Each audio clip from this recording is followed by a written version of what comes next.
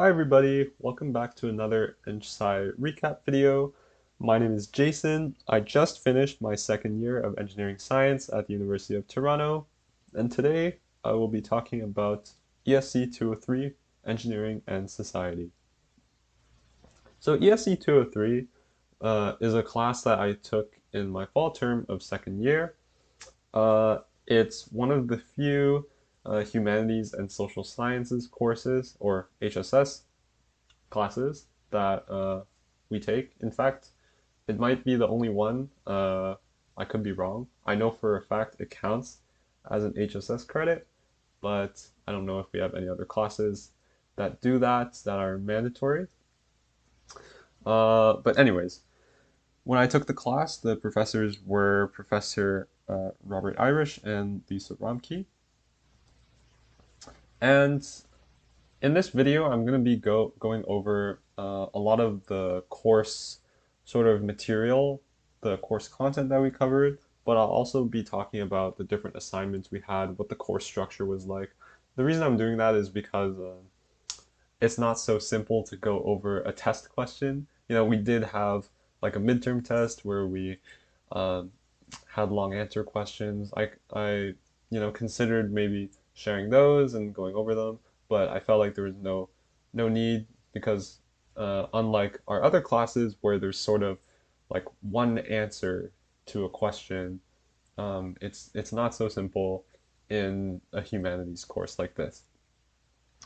So as for course content, the course focuses specifically on three crises: the sustainability crisis, the equity crisis, and the security crisis. The course structure, every week we were assigned readings. So this would be anything from like articles and papers, uh, and we could have videos or recordings to watch. There were 2 hours of synchronous lecture time because we were back in person for school, and there were 2 hours of synchronous in-person seminar, which was really fun, and I'll talk about later in this video. So as for the course topics, I'm going to be very specific with my list here. Typically, every week we would have several readings, and each reading would have either one or two concepts attached to it.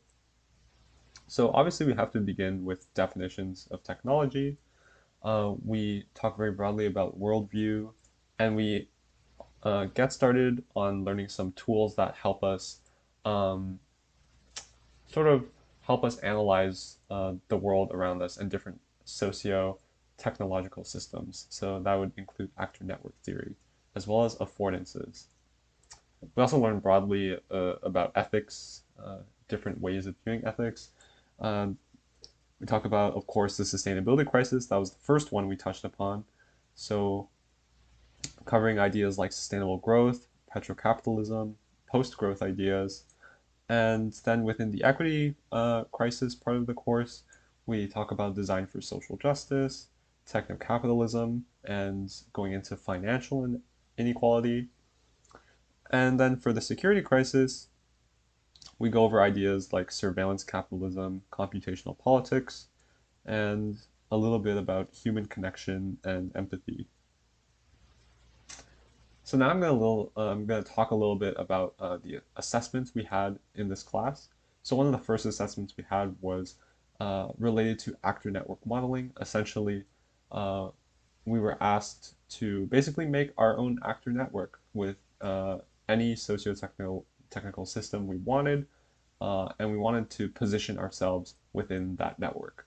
So our network could include things like human actors, non-human actors, conceptual actors, technological actors, all that sort of fun stuff. And we're asked to sort of write a short analysis on that. We had a midterm test, so funnily enough, even though this is a humanities and social sciences class, we again had a midterm to write. Um, I can't recall. I believe it was just one question actually, and we were asked to write a response to it within uh, a certain amount of time and develop some ideas draw upon evidence from readings that we had on hand. Another major assessment we had in this course was the research paper, which was a lot of fun to write. It was very open-ended. We basically just needed to focus on a technology, could be any technology of our choice, and we needed to analyze it with respect to the different crises that we learned about throughout this course, how it impacts them, uh, maybe exacerbates them or mitigates them, things like that, um, and just write a paper through doing secondary research.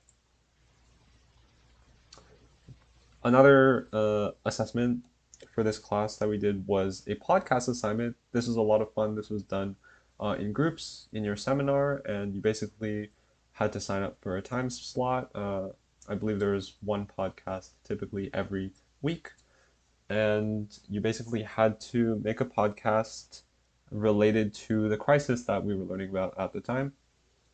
And, you know, it was a great opportunity to sort of dive into topics that maybe weren't covered in class, but ones that you wanted to learn about further, and even connect them to different ideas that we learned about to make it more relevant to everybody in the group. It was also a great experience to listen to everybody's podcasts and sort of enrich our learning in that way. And the last part of the course was our final written exam.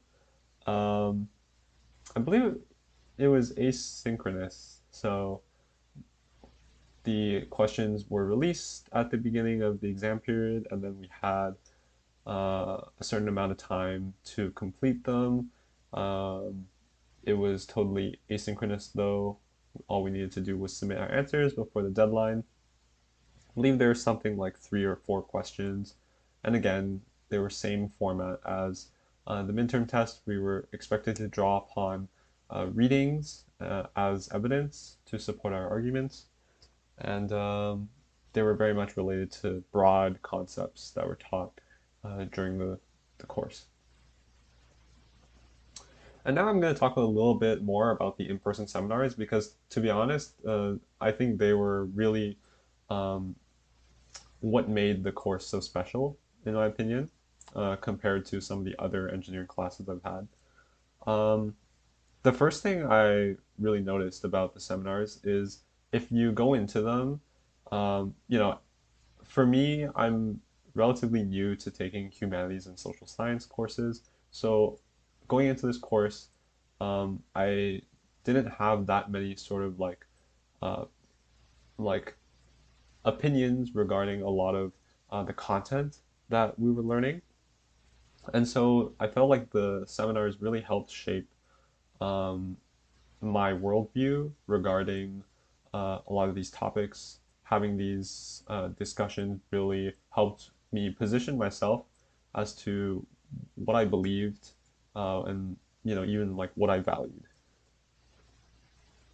Another important takeaway I feel was that even though the seminars were graded, in that you were graded for participating and for contributing and for building the discussion into something that would be productive and enriching for everybody, it wasn't really about trying to outdo everybody else. It wasn't about trying to say the smartest thing or make the most precise observation, or it's really about um, just like making everybody's learning experience a lot better.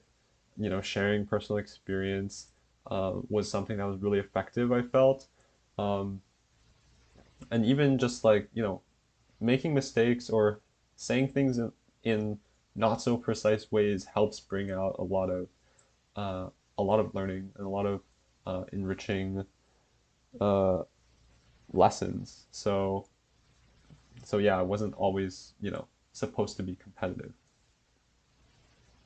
And finally, the last thing I wanted to mention was that, a lot of the time the most uh, productive discussion came about when we were making connections between, our own experience and the course readings.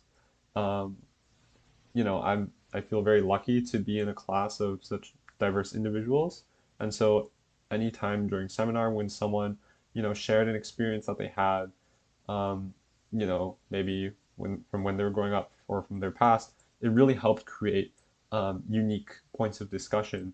Um, and especially for myself, if they come from a different background, it definitely helps me learn more about the different kinds of things that people experience in their lives.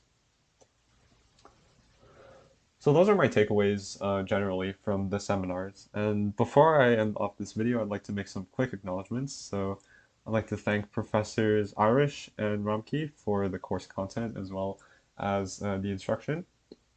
I'd also like to thank my seminar TA, Vera, for being a great facilitator and for creating some really great discussions during class. I'd also like to thank the individuals who made this Beamer presentation template. And yeah, I hope you enjoyed watching this video, and I will see you next time.